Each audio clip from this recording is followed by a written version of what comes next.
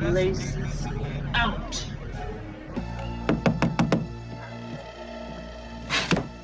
Hi, I'm looking for Ray Finkel.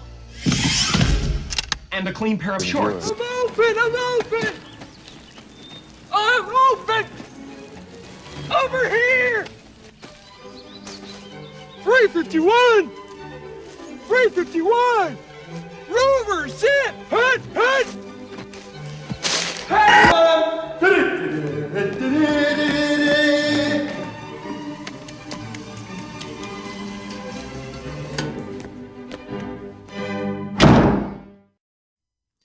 And welcome everyone to week 6 of the NFL and episode 6 of Laces Out. I'm Matt. I'm Shane. And I'm a Chargers fan that can't catch a punt. And I'm a Carolina Panthers fan that can't catch a break. Or kick a point after. Yeah, pretty much. All right, so we'll start off with the Chargers versus Denver. That was their Thursday night game, and the Chargers lucked out because the coach was on the sideline crying his ass off, and so the Broncos felt bad for him. So they didn't fucking score anything. Finally close out a game. And it is so sad because the announcers are talking about the end of this game. I swear, the last minute of this game was more entertaining than the game overall was okay. But it was just so funny listening to the announcers. Basically, the coach is in the fetal position on the sideline with his hands over his face crying. Phillip Rivers is pacing like he's got to piss. Yeah. Or he's an angry dog on a fucking fence line. He's just going back. I was just waiting for him to throw his helmet on, just go out on the defense, just screaming, yeah. I'm going to do this. I'll fucking do it. I'm slow as shit. I don't give a fuck. I'll do it right now. Like, it seemed like he was about to get out there on defense just to do some shit. It was truly sad. The announcers were laughing how pathetic the Chargers have been in their last couple losses. That was just truly it just opens up your eyes to see how bad and how unlucky, I guess you could say, the Chargers are. Yeah, or exhausted. they for whatever reason, their strategy isn't to close out a game, it's to start off strong. And they finally did it against Denver, which that's a pretty solid opponent. Yeah, they're missing some pieces, but still. I took Denver in this game. I had a lot of mistakes this week. But I took Denver in this game, but the funny part was, and this is why I don't gamble, I don't bet on these, this is just completely for fun, is because I was actually rooting for San Diego to win. Because I would love to see nothing more than fucking Denver just completely crumble to pieces, and then everyone who is saying Elway for president is like, fuck you, John Elway. Fuck Elway. That would be fantastic. So I was rooting for San Diego. It was actually nice to see. I thought some of my other games would kind of pick up. Well, real quick, back to the Chargers game for a second. I did love the stat that they put up, because they knew it was going to change after this for the, I don't know who the fucking Denver Broncos kicker is. Yeah, me neither. But it pops up, big ass thing, 0 for 6 on onside kicks. Like, he's never ever made an onside kick. And I looked at my girlfriend and I said, until now. Yeah. And what's funny is I had cleanly, like, they got that ball with no resistance. It was beautiful. That was like the best onside kick I think I've ever seen. He bounced the ball like all these Chargers. It's like they forgot they were playing football and they just wanted to hit the Denver guys. Like, it's like Waterboy almost, he just right. Not going for the ball, but going for the players. Right. Yep. You watch all these Chargers just run past the ball to tackle, to block the Denver guys. Yeah. And then there's this one lonely white guy in the back. The ball just bounces gently to him, and he just lays there and holds it. And it was just pathetic. It was funny as shit. Like I said, the last minute of this game, if you somehow are able to watch it, it's funny hearing the announcers talk about, like, oh my God, they're going to lose it. Like that's what it seemed like. This is it. This is how it's going to happen. And they can't close out games. And they just kept, I want to say even once the game ended, they were still like, they can't close out games. Phillip Rivers, post interview after the thing, is like, I can't believe we won. Like, all I can think of is how we're going to lose this time. I mean, he said, oh my God. He said, how are we going to lose this time? Like, we've lost in so many different ways. So many amazing ways. Like, how are we going to lose it this time? And it was just fucking funny to hear. Like, this was a punchline. This team losing in terrible fashion or ridiculous fashion has become a punchline. And I really wanted them to only win one game for the rest of the year, because it just would have made for a great story. Like, they just win one game against the shitty Jacksonville Jaguars. That's it. But they stay within one possession of the rest of the games for the rest of the year just to be that close, Right. so that way they could truly be the best, worst team out there. Yeah, and they would be. And they could probably get a good first or second round draft pick, Right. depending on Cleveland's situation. Yeah, at this point. Well, and that's where Carolina's headed right now is 1-15 and We'll fight you for a draft pick. yeah, something. We are now in the same conversation as the Chicago Bears. Oh, the New York Jets is another 1-5 team, and the fucking San Francisco 49ers. Oh yeah, fuck them. We're one game better than the Cleveland Browns. I love the San Francisco game real quick. I'm just going to jump to that. You pay that motherfucker all that money, and he goes out there and fucking loses. I don't care if you want to blame the defense and shit like that. He tried. He had a couple runs for good yardage. He prevented a safety and stuff, but I don't give a fuck. You paid him money. He got out there, and you might as well just put a fucking high school kid out there because that's all he did was run. Well, he's better than Gabbert. I at least give him that. Yeah, the results show that. They got murdered by the Buffalo Bills. They kept it close for a very small portion. I think. When you start out the first quarter, it's 0-0, so it's close.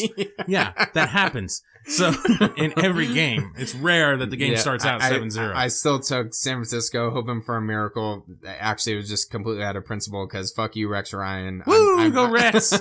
I'm not picking Buffalo. I told you last episode you will get a win every single time because I'm not fucking picking Buffalo for the rest of the year, just out of principle alone. So I had two things where I had several, but that was one of them. Where I picked San Francisco. I actually didn't think they were going to win. I knew they weren't going to win. They're going in Buffalo. There's no fucking way. And then I picked Denver, and I was actually rooting for San Diego. But back over to Carolina. At least our offense is starting to click a little bit. Cam Newton came back after after his injury and his concussion.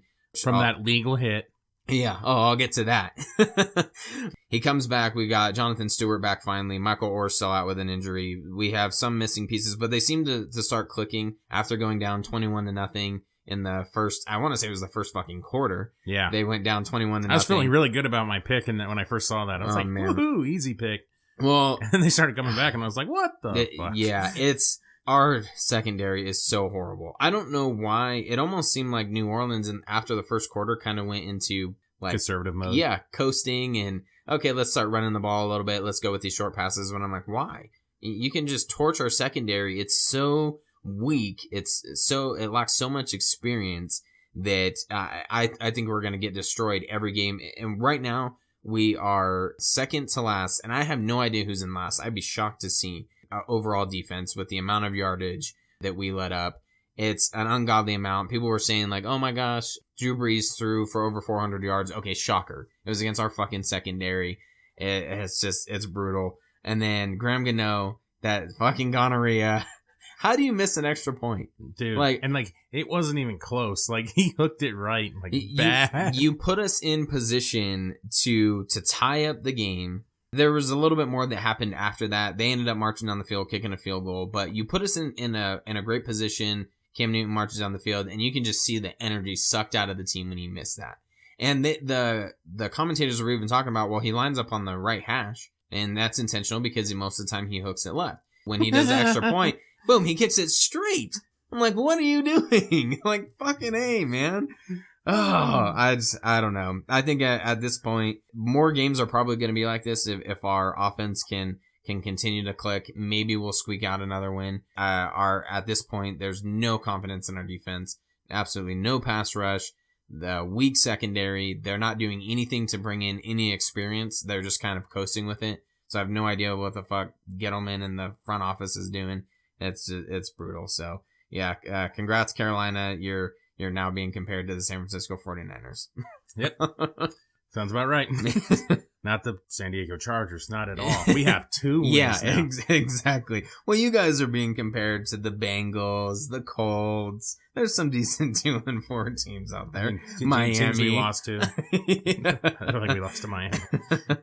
But then we had Jacksonville upsetting Chicago 17-16. Kind of a weird game. You didn't really expect Jacksonville to win a damn thing. So it's really funny out here. One time we did see a guy on the local bar here wearing a Bortles t-shirt when Jacksonville Yeah, was winning a game right. a while back.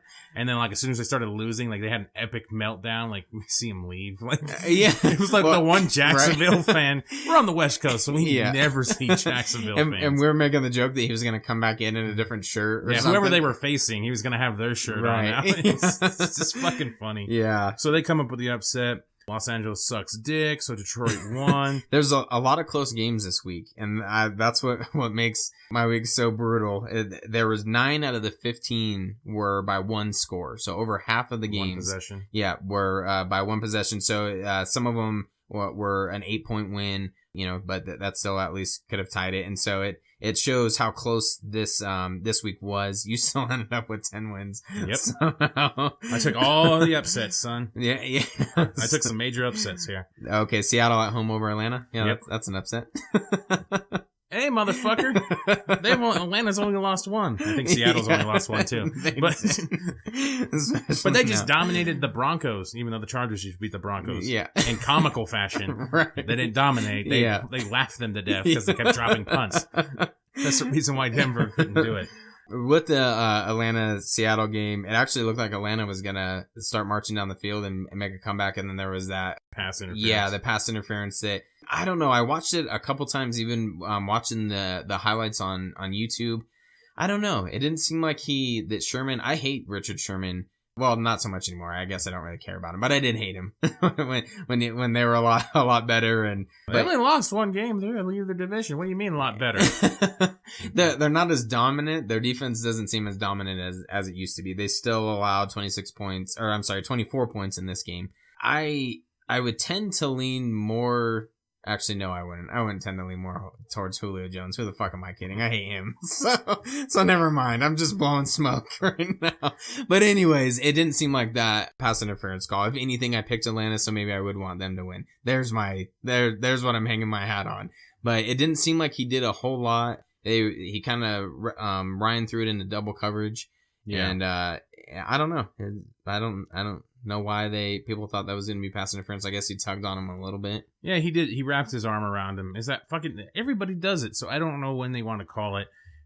He did wrap his left arm around him, I think it was. Yeah, but it's supposed to be when you grab them and you actually force their body into a certain direction. But it happened to be the same. It could be just touching them. That's how fucking sensitive some of these refs are. You just touch them when the ball's in the air. Oh, fucking pass interference. But the weird part was it was the same direction that Julio Jones was turning so it's like, well, he had to turn that way to go at the ball anyways. So how is he affecting his body? I don't know. Maybe they thought he was holding him down or something. Couldn't jump as high. I have no clue. Then we have Miami over Pittsburgh, which was a big surprise. Who would have thought Miami could actually win a game? Yeah. So even at home, Hayward Bay gets my awesome, badass fucking move of the week. So he gets this end around, full speed, plows over the fucking Miami guy with almost no slowdown at all. No, and then just blows past all those guys. I mean, it was fucking fast. Yeah. There's a reason why they set up that play for him. Fake it to the back and give it right to him, and And it was funny because the guy that gets trucked there, he actually tries to get back up and kind of falls back down and shit. So I mean, he was trying to crawl back up, but it was just kind of funny. And also, kind of weird play of the week. I don't know who the running back was for Miami, but he runs in, he breaks the plane on the touchdown, gets the touchdown. But then, just to really solidify it, just does this fucking prone crawl, all the way to the middle of the end zone. And the announcer started laughing at him because they're he's crawling just to make sure they know it's a touchdown. I didn't even see that part. That's pretty funny. Yeah, there was that. And then we have Baltimore losing to the Down syndrome quarterback and the Giants. Philadelphia getting upset by Washington and a guy named Kirk Cousins. I don't know how you can lose to a guy named that. Man, and that Philadelphia, since their bye week, has kind of been on a little bit of a downward spiral. This was only a 7-point loss, but they are now 0-2 after the bye week. So not looking good. I didn't look to see who they play next, but I'm sure they're hoping for at least kind of San Francisco or someone. Or the Panthers. Yeah. Or the Chargers. Either one. One of them. Then you have Houston dominating the Colts. Oh my gosh. I thought I actually got one, and I didn't watch the end. Oh, I missed the best part. I think we left to get food or something. I came back, and I had chalked this up as a win. There's a little over 2 minutes left, 23-9, was the score. I'm like, okay, so I think this is pretty solid. That's a little uncomfortable, but still you have to score twice. Basically, they fucking score twice. We come back and I'm like, I flip on the TV. It's in overtime. And I'm like, what the fuck? How did that even happen? And I was almost like even trying to do the math over in my head. I'm like, is that even possible? Like, how did what? The what physics even don't make sense. Yeah, yep. And then they each kind of had a couple possessions in overtime. It seemed like, and fucking Houston won. I'm like, damn it, that could have at least been something. And I know Houston's now 4-2. But I don't think they're that good of a team. No, that division's pretty shit. Yeah. Like Tennessee and Houston. Oh, Tennessee almost lost to Cleveland. Right. They would have been that sacrifice that Cleveland needed to get that fucking first win. Yeah, pretty. And they usually do get it. They lost by 2, and I think they ended up scoring, and then they had to go for a 2-point conversion, didn't end up getting it. I think that's how that one, comment if I'm wrong on that, but I think that's what ended up happening. No one listens. So it came pretty We can say close. whatever the fuck we want. No one's gonna fact check us. Yeah, no one gives a fuck. Yeah, like fucking Atlanta beat Seattle 55-360. No. It was the highest scoring game ever. So then we have Dallas versus Green Bay. So this is kind of to me the telling game of the week. Who could really be dominating this the NFC? Dallas with their backup quarterback beats Green Bay at home. Yeah. Nobody beats, people beat Green Bay at home, but it's a very well secured home win most of the time for Green Bay. Yeah, it's kind of like Seattle a lot of times. Now, next week brings up the debate whether or not they're going to bring in Tony Choco over this guy. At this point, there is absolutely no way that I would have any confidence in Jerry Jones or anyone in the front office if they bring back Tony Romo. That would just be mind-boggling. You kill all your momentum. Yeah. You're 5-1, and they're clicking really well as on offense. Prescott's doing a fantastic job. I don't know. I don't see why he would come out and make that decision and say, nope, Tony Romo's our guy.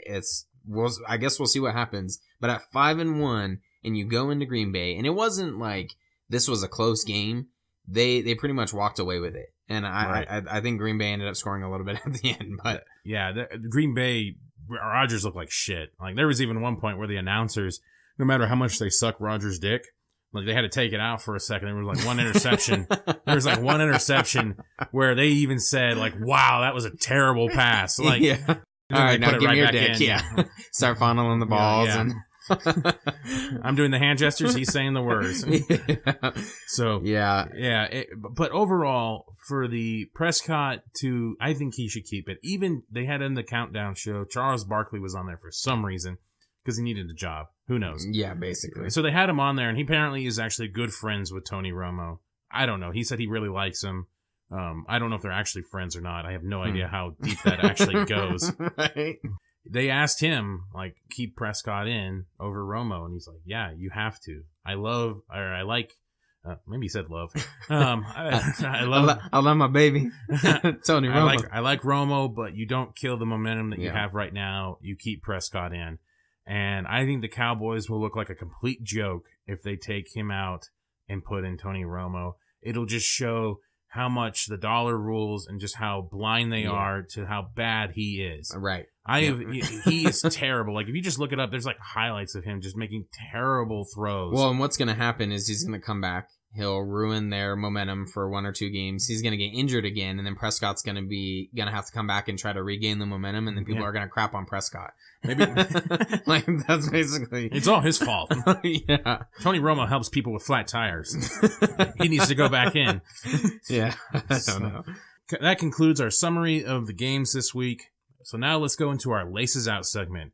Laces Out is where we pick winners and losers. Shane picks apparently all the losers. Yeah, fuck. We had five games different, and I lost all 5. Yep. So I jumped up to like a 12 or 20 or 30 game lead. Yeah. You're still keeping track of that? Barely. Apparently you're not, because on Instagram that's wrong. I got 10 wins and you try to downplay me to 9. You're like, he doesn't get this one. The way I look at it is this is like Alabama playing some shitty community college. Division B team. Yeah, at the very beginning. High school. And the community college is just happy to score some points. Yeah. And Alabama's like, they okay, let the special ed kid run into the end zone. Exactly. I'm the special ed kid, and they're just and they're just dominating. So I stopped keeping track. I even felt like I picked some games like Houston and Seattle. I actually felt like I was going out on a limb on those ones, just to try to kind of make this closer, because I figured you would pick Colts and Atlanta. So I was like, okay, so this is ones, and I was like, okay, if I lose, I lose. I got the gap to protect me. But if I win, hey, it's a great underdog picks there. You know what's funny is those exact two games I had the same thought. I had the same thought that I overthought the Atlanta one, because I thought, okay, Seattle, it's in Seattle. I should definitely go with them. They've been a pretty strong team, but this is going to be one where fucking Atlanta proves me wrong again. They've been pretty dominant. Like you said earlier, they dominated Denver. So, and I think that was in Denver. Right. So, why wouldn't they be able to beat the Seahawks? And so that's why I picked them. And Houston, I think their record's overrated. And so, oh, they're bags of shit. Yeah. So I thought for sure, okay. But Indianapolis seems to catch what the Chargers have a little bit. Yeah. Absolutely. And a lot of people don't talk about the Colts so much in that situation, like they do the Chargers, because it happens a lot to the Chargers in almost like ridiculously Right. comical fashion. But I've seen at least 2 or 3 Indianapolis games this year go down in that manner. Like Right. they just lose in like the most ridiculous Yeah. ways, and they blow huge leads. Yeah. Yep. It That's seems weird. to go Well, down, or they lose to teams they should not lose to. Jacksonville. Yeah. And that pretty much England. goes for anything. Like Yeah. if Jacksonville beats you, that's bad. Yeah. So Yeah. sorry pretty to that much. one Bortles fan that's in our local area. He probably is listening. Hey, buggers, I remember seeing you He's at like that bar. He's like our second listener and shit. Yeah. I love Bortles. Bortles for president. Fuck. God damn it. It's just, I mean, I'm not talking shit about anybody's name, but his name just sucks too. Like, just Bortles. All right. Is that even their quarterback still? I'm not even sure. Yeah, I'm pretty sure. Oh, okay. When I was watching the highlights, it's like Bortles throws an interception. That's the only way I knew. So, Okay, sounds like the last 3 or 4 years. I'm like, oh, Bortles didn't mean to throw it that bad. Like, it was just shit like that. I kept hearing that over and over again. So that's how I knew he was still the quarterback. Yeah. The one last thing that I wanted to bounce back to is kind of the officiating, and how we went on a rant last time. I guess we'll kind of close with another rant, but the inconsistent officiating, it's nothing new, but it seems like it's an all-time high this year. Last night when Arizona was playing the Jets, there was a play where the Jets kind of marching down the field, and the receiver catches it, and he gets hit really hard by a Cardinals defender. And at first in live, it looks pretty clean. He dropped the ball. They thought it was a fumble. At first, they call it incomplete. But then when you watch it again, a defender left his feet, and I went on a rant about Cam Newton and the guy leaving his feet, and he kind of does this Superman sideways dive and hits the Jets guy right underneath the chin. And to me, I'm missing the point in where the player safety shit is coming into play, and if they're so concerned with concussions, why is that a legal hit? And it almost led to a fumble had he held onto the ball for a little bit longer. It's just, it's so weird. And then, you have some, examples about the inconsistent, same rant that we were talking about last time. Or the taunting, yeah, and the over celebrations and stuff like that. The problem is that you're talking about topics at this point. I mean, everything is subjective in some manner. Right. But there is some baseline. But now you're getting into a territory where things are super subjective to this personal or this individual ref. Right. On what taunting is, what over celebration is, and even the leaving the feet thing. Like, you know, some refs see the way the guys go, they change angles or something like that. They just don't, or they're old school and they just don't care. Right. Yeah. You know, they just don't. They're not going to call those penalties just because that's not what they were down for. Right. But the taunting thing is getting ridiculous. The Countdown show made fun of it again. They had a whole fucking vignette on it, making fun of the inconsistencies of the taunting. Right. And they just went through a whole fucking slideshow of how bad it was. During the Patriots-Cincinnati game, Gronkowski catches the ball, makes a good catch, goes through about 5 Bengals just talking straight shit to him, and then like either spikes the ball or throws it and then kind of like kind of does a little bit of an arm, not necessarily flex like he's flexing his biceps, but just kind of this like pumped up and makes a noise. Then they throw the flag for taunting. Yeah. After he went through a gauntlet of shit talking right. from the Bengals, then he gets the flag. And it's just like, come on, man. Just, you know what? Just stop. This is just becoming retarded. Right. And I think that just the inconsistency across the board in the taunting is ridiculous. Listen to our last show and we go on a huge rant about that. That's ridiculous in its own right, but just the inconsistency is across the board. I think that's where the Falcons fans are struggling with that pass interference, where I'm struggling with these helmet hits, because I'd be okay with it if you say, okay, you know, we're going to allow hits to the head. But it's such a very specific rule of like, well, they have to lead with the crown, and it has to be like this, and it has to be a defenseless receiver. And like, okay, well, what the fuck do you consider a defenseless receiver? What, you know, who are you trying to protect? And don't blow smoke up everyone's ass and talk about concussions if you really don't give a shit. You know, so it just is, it's mind boggling when you look at it. And I don't really care about the Jets. I don't care about the Cardinals. But I'm just watching it and I'm like, okay, so where do you call that and where do you not? And it's, I don't know. So that was the last rant, the last little bit that I wanted to add to the end of this show. Might as well bring back the scabs from a couple years back. At least that was entertaining fuck ups. The what? The scabs. Remember we had the replacement refs and shit for a while? Oh, right. Yeah. Yeah. I didn't know they were called the scabs. Yeah, might as well, because that's pretty much what it is. At least that was entertaining fuck ups. Right. Like when the one ref says touchdown and the other one says incomplete. Yeah. Like, that shit's awesome. Yeah. That's funny as fuck. Like, you refed a lingerie bowl? All right, you're hired. Yeah. Sounds good. You've watched a bunch of chicks and a bunch of half-naked chicks run around touching each other? Yeah. You're hired. Yeah. Like, that's awesome. You're the man. You were the ref for the puppy bowl? Fuck yeah, you're in there. Like, you don't even know what football is. You're in there. Fuck yeah, I got a job. Soccer? Sure, it's close. Yeah. You say football? Right. All right, get in there. You can't speak English? Get in there. Might as well. Yeah, it might as well have that shit, because then that shit was fucking hilarious. Yeah. All right, that concludes week 6 of the NFL and our 6th episode of Laces Out. Make sure you like, share, and subscribe to our YouTube page at Comic Movie Marks. Check out our podcast at Comic Movie Marks on iTunes or in the Google Play Store, on any podcast-supported app in the fucking Google Play Store. And be sure to follow along with all of our picks this season on Instagram, Facebook, and Twitter. We post all of them usually either Wednesday or Thursday morning, or the one time it was during the Thursday game. Yep. Which might have been last week. Yep, it was. I was wondering if you were going to change the game. Switched. I was wondering. Yeah, I was actually wondering. I'm like, watch, he's going to pretend he's going to take the Chargers because they're winning now. Yeah. But then he's going to think in the back of his head, like, oh, they're going to fucking fuck up in the fourth quarter, so I can hold strong on Denver. Yeah. Yep. Yeah, pretty much. Yep. We might add a third guy in there. Maybe I'll bring someone from the NFL countdown shows to do theirs just to make this competitive.